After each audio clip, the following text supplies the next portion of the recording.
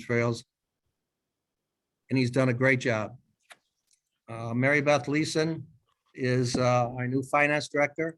I don't know if you knew it, but the treasurer's office was split between the treasurer and the finance director. And Mary Beth is a new finance director, and she's on many boards in the county, and I know she'll do a great job too. Dave Dempsey, I think everybody in the county knows Dave Dempsey. Dave is ran for the treasurer and won his election, and he's now our new county treasurer. And Dave's been on city council and he's been all over, but welcome, Dave. He'll do a great job. Brittany Jerome Antonacci. Brittany is such a relief to this county. She is acting district attorney because of, everybody knows John Bullman went to the judgeship. So at this fall, she'll be elected, hopefully. She's done a great job interim and as the DA. She's got a great staff. I hope she stays in the county forever. She's a great girl. Kyle Latukas. I'm sorry, Kyle, if I mispronounced your name, but he's fairly new. He's a director of weights and measures, and he's going to do a great job. He's done a great job already. Okay, moving on. Why don't we start off with COVID? That's a good place. I want to thank, before we get into the slide, I want to thank our county health department and health director, Kathleen Cuddy. It's been, everyone knows it's been one hell of an 18 months or 14 months since this pandemic started. And her department and her has done such an outstanding job. And I think everybody in this county certainly owes them a gratitude. Great job. And it's just unbelievable what they've done under the circumstances. And I want to thank them so much. And while I'm thanking, I want to thank all our county employees for going through this pandemic for the last 18 or 24 months, whatever it's been. And will continue to be. I mean, we all know it's an uptick. So I just want to thank them all from all the work they've done during this pandemic. At some bad days where a lot of our employees were sick with this disease and their families were sick, but they stuck it out. A lot of them worked from home, and I want to thank them all very, very much. All right, COVID-19 pandemic response continues with multiple partner involvement, including but not limited to the Cayuga County Health Department, Auburn Community Hospital, which has been such a great help to us, and vice versa. We've been a great help to the hospital. City of Auburn, which we always work hand in hand together. I appreciate the mayor and the manager and the council very much. And our Cayuga County Emergency Management Office, Dale Courier, has done a great job working with us too. Compared to last year, access to testing is readily available. As you know, 2 years ago, there was none at all. Last year, it was limited. It was sent to different places in the country. Some rural places did not get any. But right now, it's available any place you can want to get it. Just go on the Cayuga County Health Department website, and they'll have dates and locations for you. Vaccine rates are slowly increasing, but there is room for improvement. Vaccine eligibility has expanded, and again, vaccine is readily available. Not just the testing, but the vaccine. And the prevention, I'm not going to read those. Everybody knows what to do to prevent this. Please follow that because, again, it is on an uptick. The next slide is very interesting. I wish you would take time, take a picture of it, make a copy, whatever you want to do. But this is, Kathleen put this together for me, and it really is interesting. If you look at it and analyze it, it's from when this pandemic started, from March 2020 to now. You can see the lines up and down as it spiked and went down again. And COVID testing in the county in the last 3 months, you can see where that's been up and now down. But I think the most interesting is in the small print. In Cayuga County, 48,034 people, 62.7% have received at least one dose. 45,138, 58.9% have received at least two doses or a single shot of Johnson & Johnson. 25,347, 31.1% have received a booster. I think the biggest thing to take away from this is we're one of the smallest vaccinated counties in the state, and I'm just like, I can't understand why. I guess sometimes this is America. Everybody has a choice, but please consider it. Talk to your family doctor, whatever you need to do. But we need to try to get our vaccine rate up a little bit if we can. And again, that's a personal choice. I'm not advocating for it or against it. It's up to the individual and their families and their family doctors. But please consider it. Okay, form of government. This is fairly new. It's charter versus non-charter, which is, it's very confusing. There's a lot more to it than what's on the slide. Cayuga County is a non-charter county at this time. The chair of the legislature actually is the executive chair of the county. The charter stands in relationship to a county, city, village, or town, the same way that the state constitution does to a state or federal constitution does to a nation. They define the powers and function of elected officials, as well as the organization and procedures of local government. We are now in the process, the legislators, of reviewing the form of government, see if we want to change the form of government. There's tasks ahead. If you can change that, Mac, please. Develop charter committee, which we've already done. We have several people there that are working on this process. There's so much information to share with the legislators and with the public. The committee presents a draft to the legislature for a vote. Legislator then votes on it, submits it to the Board of Education to be put on a ballot by August. The biggest thing in this takeaway in this slide is by August, we have to make a decision. We, being the legislature, has to make a decision what form of government we're going to have, because it has to be on the ballot in November. So it has to be done in August, so the Board of Election people can put it together and have a referendum and put it on the November ballot. Certainly the public will be educated as we go along with this. It has to be voted by the constituents in this county by referendum and in November. Implementation. It could be an executive form of government, which is like Onondaga County has, if a lot of you know that. Ryan McMahon is the executive over there, the legislature. He answers to the legislature. They have veto powers of 2/3, but he runs the day-to-day operations. He's again, a county executive. There will be some newer legislative districts. Cheryl Harry and Katie Lacey, the commissioners of the Board of Education, have worked so hard on this and have been so helpful. They have had presentations to the full edge and will continue to do that. And there could be definitely some district changes on that. Redistricting, which goes hand in hand. The county is required by law to have substantial population equity in its legislative districts. New York State is required to do the same thing, and they're in the process. They've already passed it. Well, what that means is 5%. If you have a population, we'll just give an example, the village or the town of Mentz, which is village of Wheatsport. There's a certain population there, and that has to be less or more than 5% of other districts. So if your district now is whatever district it may be, there's 15 districts, is larger than other districts by more than 5% or smaller than other districts by 5%, those districts have to be combined.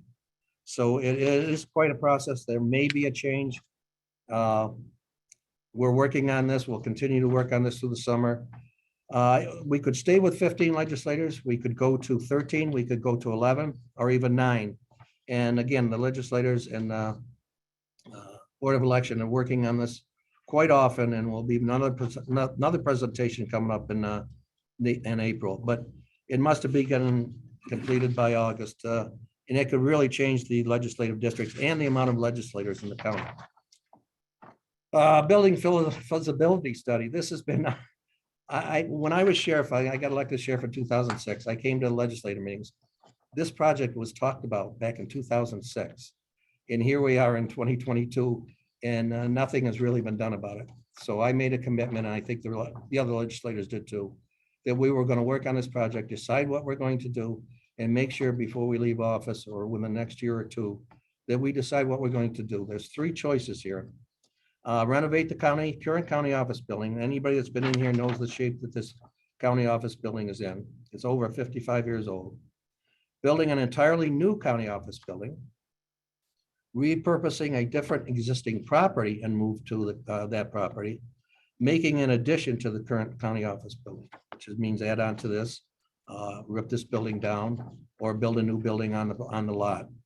The full legislature is committed to this task, and will definitely have something by the end of the year in progress, and we'll let them know. All right, so that's a big one to me. It really has been. It's been a big one to me for a long time. We have our vendors, Barton and the Judas, have been working very hand in hand with us. They're actually interviewing the department heads as we speak. So they're coming up with a lot of information that we should know within a month or two. Okay, I'm going to introduce my partner now. I think everybody in the county knows Steve Lynch. He's our Director of County Planning. He does one of the best jobs I've ever seen done, and he's outstanding. I'm sure a lot of you have heard him talk, but he will do some presentation. It has some slides of our many county projects. Thank you.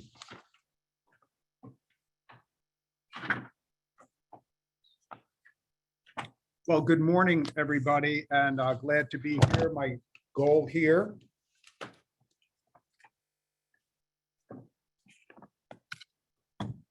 there we go.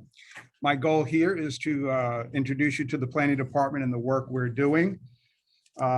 Department is working on projects throughout the county. We have a staff of 7 full-time planners and supported by a full-time and part-time administrative assistants. And we have 7 project priority areas.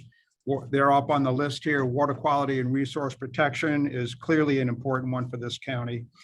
Parks and recreation development work, that is for tourism and economic development.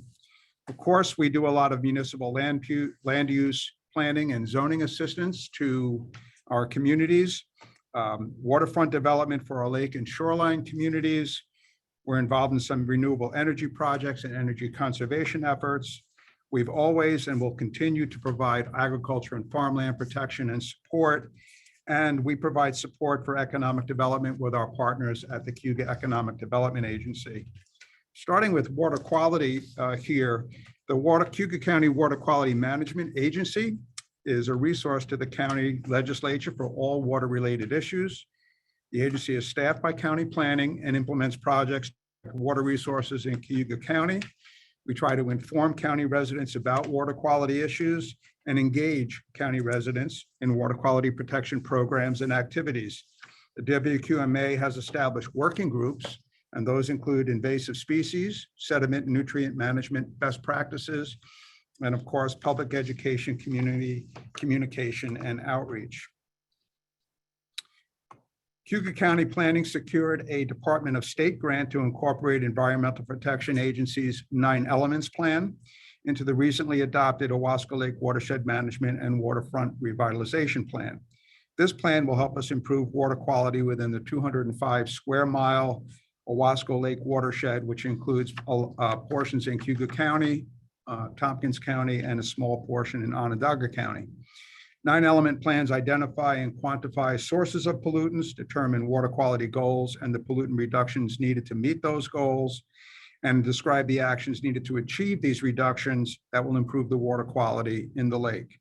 These plans are specifically suited to non-point or dispersed sources of nutrients and pollutants, which is the dominant form of pollutant in Owasco Lake. The project's in its final phases, I'm happy to tell you, and there will be a public presentation this spring, and the 9-element plan will be completed by August of 2022. At the request of the city of Auburn and the town of Owasco, and with the support of the Cayuga County Legislature, Cayuga County Planning Department took a lead role in late 2017 to update the Owasco Lake watershed rules and regulations. The current rules and regulations are now approaching 38 years old, and they're just not in a position to fully address the current watershed challenges facing Owasco Lake. The Rules and Regulations Project is an important water quality initiative, and it's being undertaken on behalf of the city of Auburn and the town of Owasco. As you all know, they are the major water purveyors sourcing and distributing public water supply from Owasco Lake. This project included strategic coordination and outreach with a number of stakeholder partners, and I'd like to name them here because this was truly a team effort and a lot of people were engaged and involved.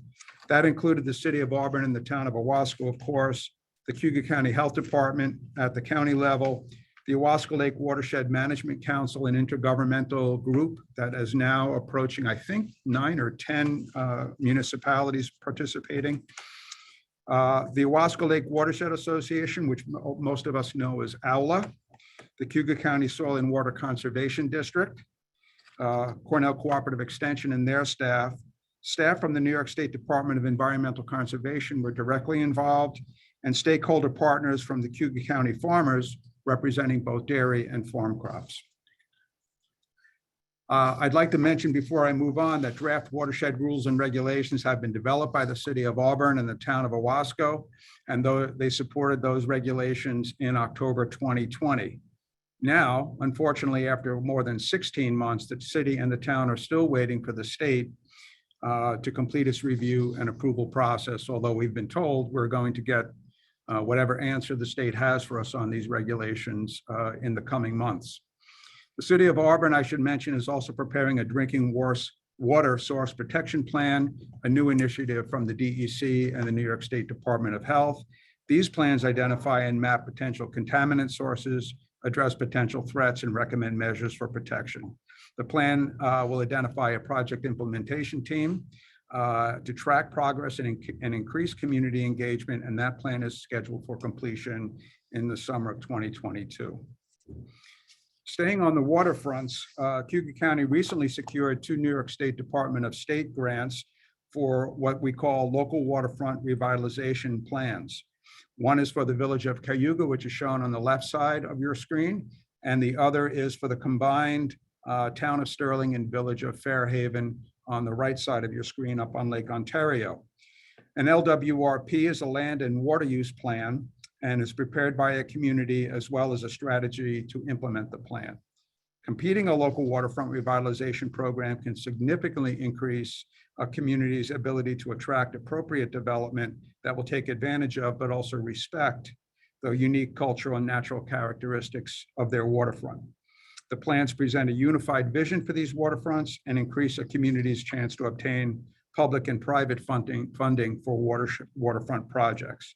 Both projects were started in April of 2020, and county planners working with committees of local residents in these communities to develop the documents. There will be, both will have had at least 3 public meetings by this August, and they're scheduled to have their final draft submitted to the New York State Department of State by this end of summer and adoption by the end of the year.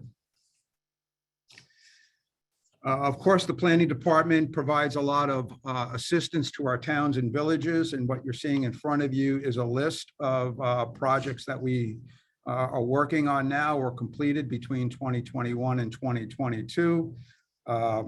The Cato zoning ordinance was completed in 2022. The Town of Conquest Comprehensive Plan was recently started and will be completed in the spring of 2023.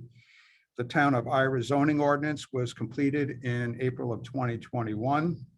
We're doing 2 comprehensive plans in the southern part of the county, one for the town of Moravia and one for the village of Moravia. Both of those will be completed this May, so very soon. Town of Scipio zoning ordinance was completed in 2021. Town of Troop comprehensive plan is completed in May of 2022, and the Town of Troop zoning ordinance will be completed in February 2023. All of this work is being done by our core landscape and land use planning group consisting of 3 planners, and they're out doing this work on a daily basis with these communities. Okay. Let's talk about Emerson Park just briefly. Since preparing the master plan, which was adopted unanimously by the county legislature in 2015, the department has been working hand in hand with Parks Department Superintendent Doug Delastrito on the revitalization of Emerson Park. A $964,000 phase 1 project was funded by leveraging county funds with an environmental or EPA funded grant of $482,000 and a very generous contribution from the Fred L. Emerson Foundation for $182,000.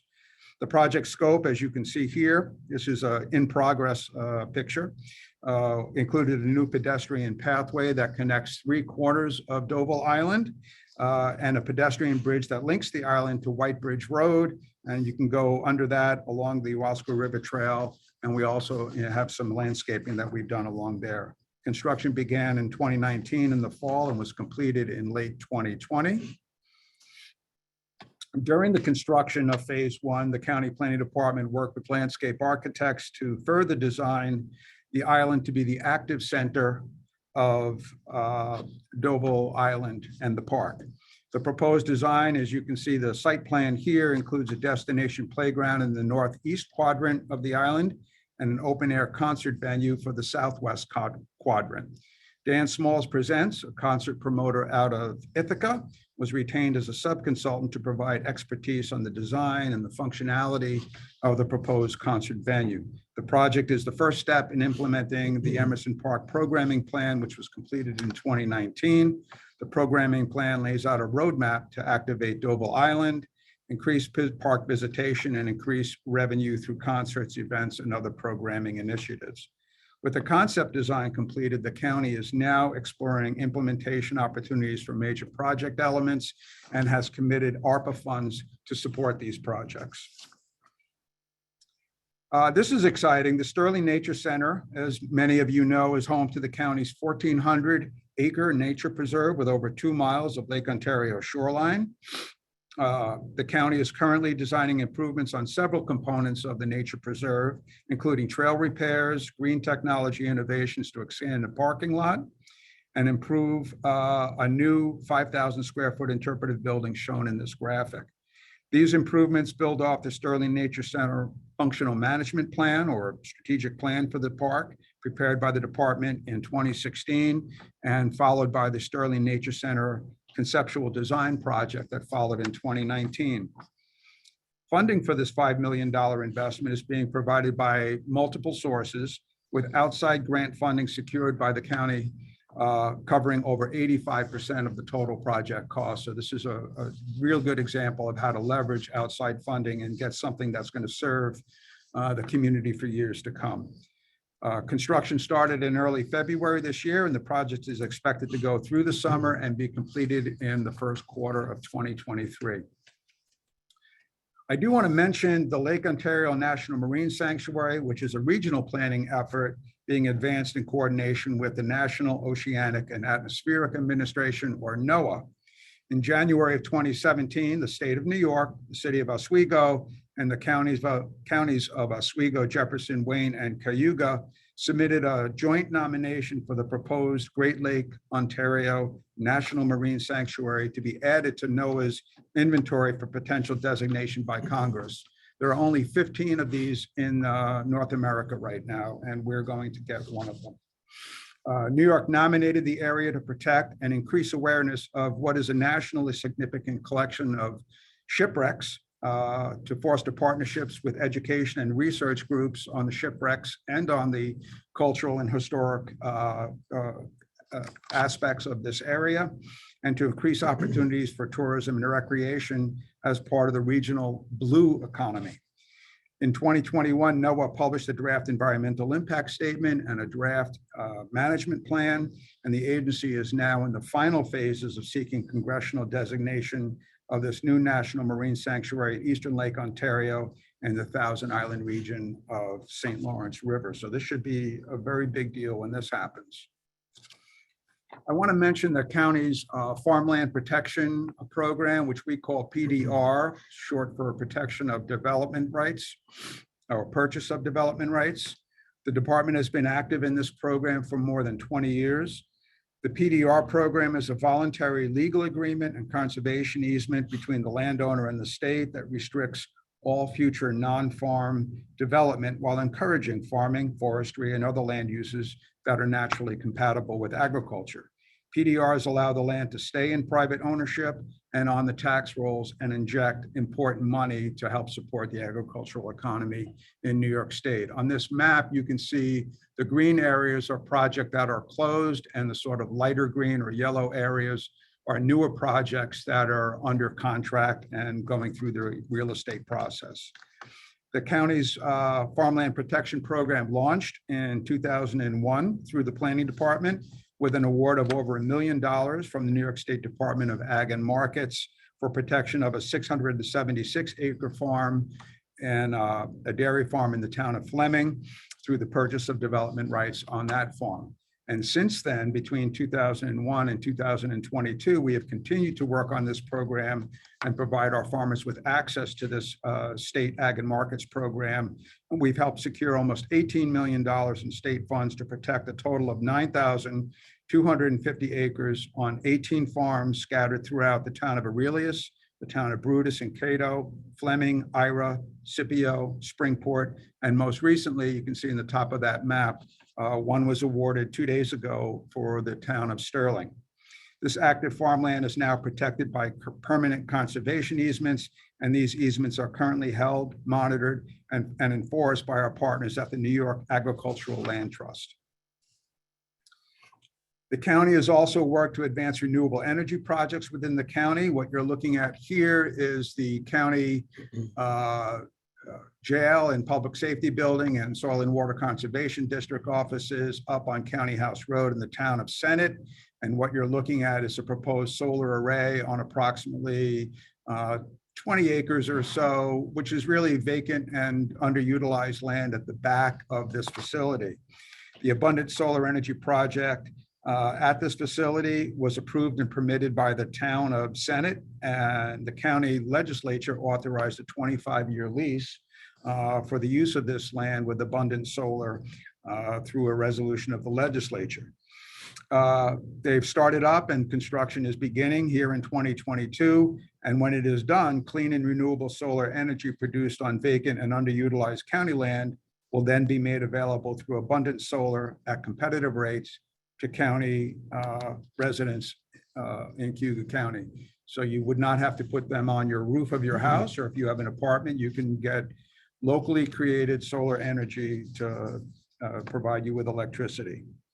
Now at 5 megawatts, the county project is a relatively small scale renewable energy project. Although I should mention that there are additional large scale renewable energy projects with proposals over 25 megawatts, 300, 400, 500, 900 acres are currently under review in the state.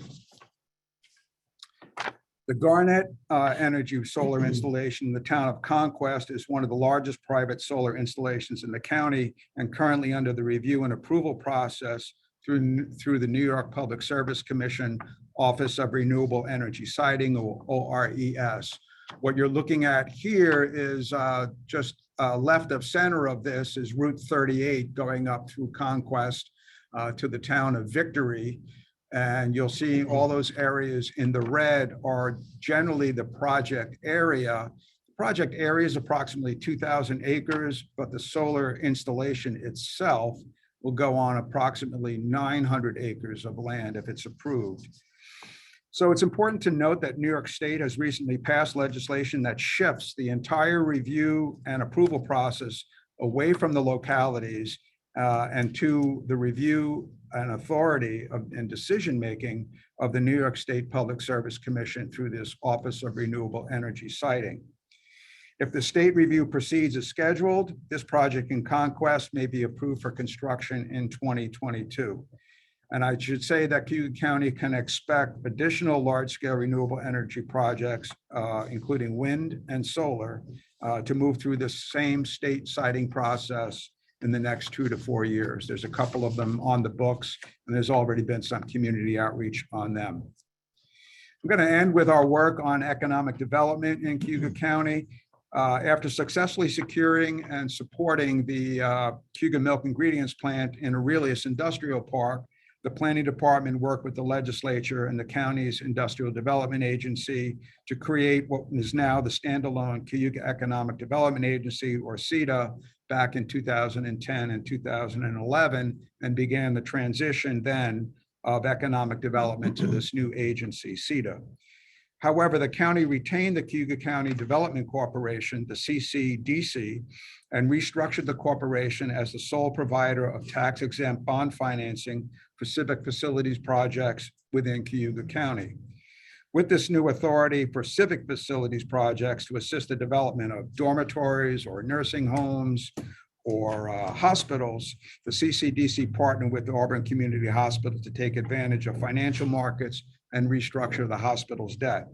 The CCDC also manages a small business revolving loan fund, which is capitalized at about $1.2 million. We have a current portfolio of 12 small business loans, and we have the ability to issue loans to new and expanding businesses in Cayuga County, working with our partners at CEDA. We continue to work with CEDA as well to identify and develop future shovel-ready industrial sites and business attraction and development within the county. Apologize for going on so long, but the department is very busy, and I know that the chairman of the legislature wanted to highlight some of the work that is going on throughout the entire county. So thank you for your time. I don't know how to follow that, Steve. I'll tell you, it was a great presentation. I think everybody that understands the work going on in this county, and certainly those many projects, it's really unbelievable how many your office has taken on at once. And we all should be very proud of all the work that's going on with so many projects from one end of the county to the other. And it just goes to show that this county is in great shape. We're working very hard for all our citizens to make it a better place to live and our schools better. So again, thank you so much, Steve. Great job. All right, our next one is, I think everybody knows what ARPA is, American Rescue Plan Act. I think many of you know what it is, but it's a grant that came out, money that came out of Washington last year to do exactly what it says, American Rescue Plan for people that were hurt and agencies that were hurt by the pandemic. So I think, go back to Steve a minute. I'm sorry, I'm just reminiscing here. I'll go back to Steve about the Emerson Park project. I remember, for people that were old enough to remember, when the Emerson Park had a Ferris wheel, had roller coasters, had a small train. They used to run up there, and my parents used to take me up there, and it was the best place in the county and one of the best places in the state to go. I just hope someday that we can get back to making Emerson Park a destination for everyone, because it's such a beautiful area. So I just wanted to reminisce a little bit about that. And thanks, Steve. Okay, the American Rescue Plan. We will receive $14,873,990. We received to date $7,663,807, and we expect to receive the rest hopefully in May of this year. ARPA funds must be spent on specific eligible categories. All ARPA funds must be obligated, just obligated, not finished, by 12/31/24 and spent by 12/31/26. It sounds like a long time in the future, but it's really not. There's so much to the ARPA thing. We've discussed it in the legislature. Everybody has it. The city of Auburn has got money, the towns, the villages, all have got some ARPA money, all different amounts naturally, but all of them have got it. And I think all of them are in the realm of finishing it and deciding where they all want to put it. It's a very tough thing. I thought, well, maybe when I took over, I was going to be like Santa Claus. It'd be the best thing that ever happened to me, is to give people money, give projects money, give companies money, give non-for-profits money. It's turned out to be the hardest, because everybody wants something naturally, and there's only a certain amount of much money to go through. So we appreciate everybody that sent in suggestions, and we are working through it. And I guarantee our legislature will have something presently that we can announce. Okay, ARPA again, public health response. These have already passed by the legislature through a resolution, so they've already been committed. 200,000 to public health response, 108,000 health department admin staff, 50,000 of foster parent retro payments for additional responsibility during COVID-19 pandemic, 100,000 for the foster parent referrals to recruit and maintain foster parents. And to me, that's very important. People that know, anybody that's a foster parent knows how hard that is to take in children that you don't know, that sometimes have disabilities, that need a home and need some parents. And I respect those people so very much. So the total allocation for that is 458,000. Next one, addressing negative economic impacts. And these have passed by resolution also. 100,000 Cayuga counts. That's the restaurant voucher program. 250,000 homeless shelter emergency housing. Some of this was done before this new legislature took over by the last legislature, and I give them a lot of credit for doing this. The total of that is 350,000. ARPA, water, sewer, and broadband infrastructure, 200,000 for the new water and sewer districts, CCWSA. This is also passed by resolution so far, and the allocation is 200,000. ARPA, replacing revenue loss. This is the loss due to the pandemic over the last 2.5 years. This again is passed by resolution already. 1 million to the Emerson Park revitalization project, which I talked about a few minutes ago. I know that'll be put to good use. is just such a great place to bring your children and adults and relax and take the stress away from our everyday life. So please visit Emerson Park, and you'll see something amazing in the next year or so. 861,807 for the Sterling Nature Center. Steve showed you a picture of that. That's going to be a beautiful place for people that live in the central or southern part of the county. Many probably have never been up to Sterling Nature Center. You should really go up. I know I went through Leadership Cayuga, and we went up and took a tour up there. Now it's even going to be much nicer. So please go up and spend some time up there. It's a beautiful place right on Lake Ontario. I think you'll all love it. $3 million, it sounds like a lot, but $3 million for the Dreams Project. This is digitalizing all the paperwork in Cayuga County for all the departments. Sue Dwyer came up with this as our county clerk. There was a lot of discussion by the legislators, and this is something that will be mandated in the future if we didn't do it now. And I think it'll help us space-wise in every department in this county. I think it's a great idea, and thank you, Sue, for bringing that forward. 325,000 battery packs for the UPS units and 911 towers, which is needed. That would be needed much more if we let it go to waste and these batteries stop. So thank you, Denise, for doing that from 911. We appreciate it. 57,000 replacement of 911 tower network switches, which are old and running out. And we've certainly needed those switches to keep them running. And 30,000 for the legislative chambers audio and video system. Anybody that's been up on the 6th floor and in the chambers, legislative chambers, has noticed this change. I really appreciate Tom and his whole staff at IT for doing this. It makes such a difference in there. When you call in and you zoom in, you can certainly hear and see what's going on now. It was not good before this new addition, and we really appreciate that. Continuing with ARPA, replacing revenue loss. And these again have passed by resolution so far. 300,000 countywide network server infrastructure. 238,000 portable radios for the Sheriff's Department. 69,000 tasers for the Sheriff's Department. And just a little comment about that. The Sheriff's Department will be getting new vests for all its road patrolmen and ladies very soon. That is being paid for too, and that is truly needed. And right now, currently, we have road deputies. We have 32. We have one that has not been filled.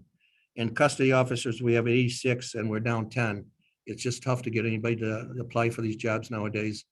I can't blame them, but after all the bad publicity the police and correction officers have gotten over the national media, not so much locally, but we really need people to take those jobs, and they do such an outstanding jobs.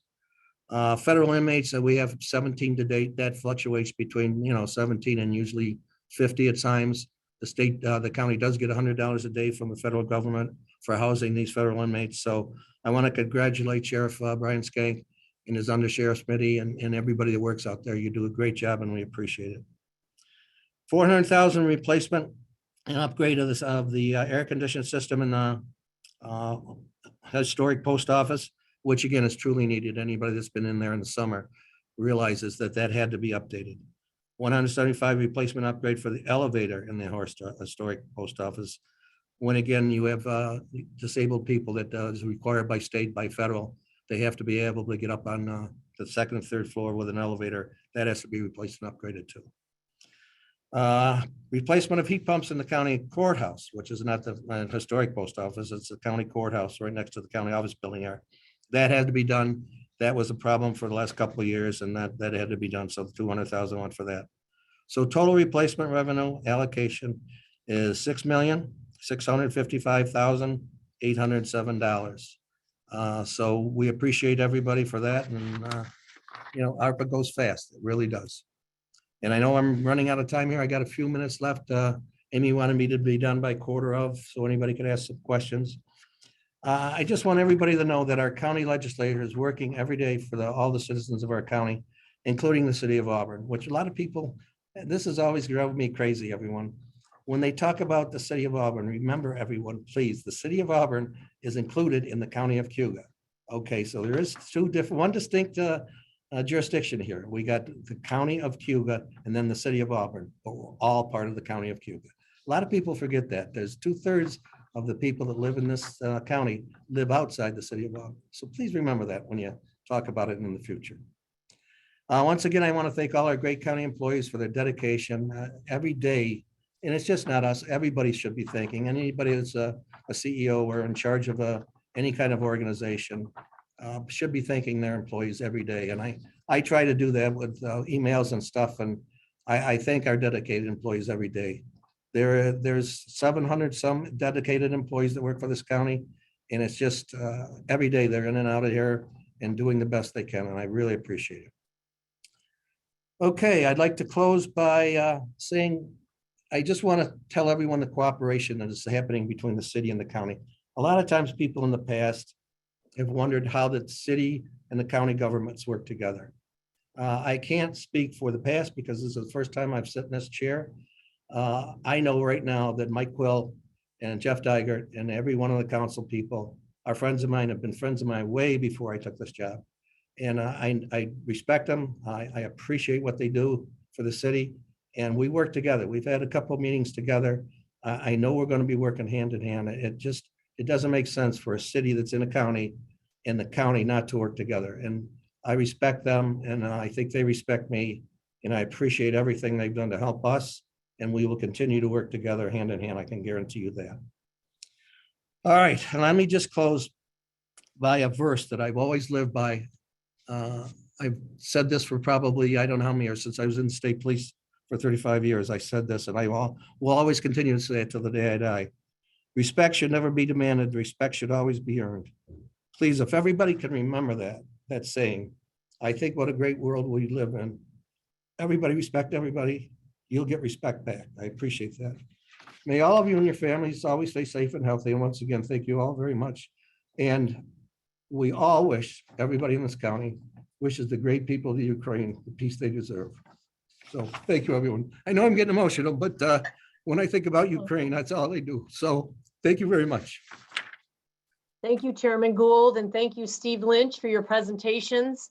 There isn't any questions currently in the chat. Does anybody have any questions for either Chairman Gould or Steve Lynch?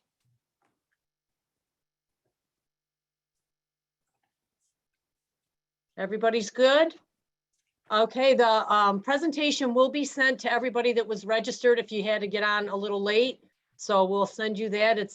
It'll be available to you. And with that, I want everybody to have a wonderful day. And on the chamber side, we do have a Marketing Monday workshop on Monday with EJ Honori. And then next week, we will announce our 2022 Chamber Award winners. So watch for all that information. If you're not getting our emails, please let us know so that you know what's going on. We will start our in-person events in April. So April 27th, we have our first Business After 5 since 2020. So please be mindful to register for that. It's going to be at Savannah Bank in Port Byron. So we look forward to getting back, seeing everybody in person. And once again, thank you to our county presenters. We appreciate all the information. And everybody, please stay healthy and well. And to David's point, keep the Ukraine in your minds and in prayers for everyone. So have a great rest of your day. And thanks again for coming on. Thank you very much, everyone. Thank you, Amy. Thank you, Jessica.